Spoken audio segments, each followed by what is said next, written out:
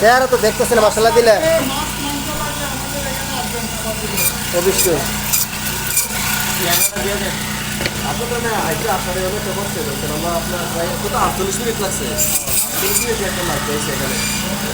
যেখানে আসে এখানে 48 মিনিট লাগবে যাইতে, আবার যাইতে 48 মিনিট লাগবে শুধু মাছ আর মুরগির জন্য আর শাক সবজির জন্য।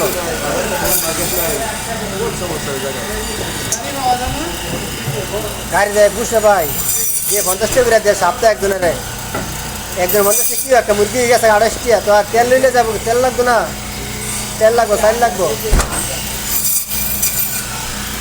মানে মুরগি খাওয়া খুব সুন্দর লাগছে, মাছ 40 ভাঙ্গাস মাছ 3 কেজি ওলা।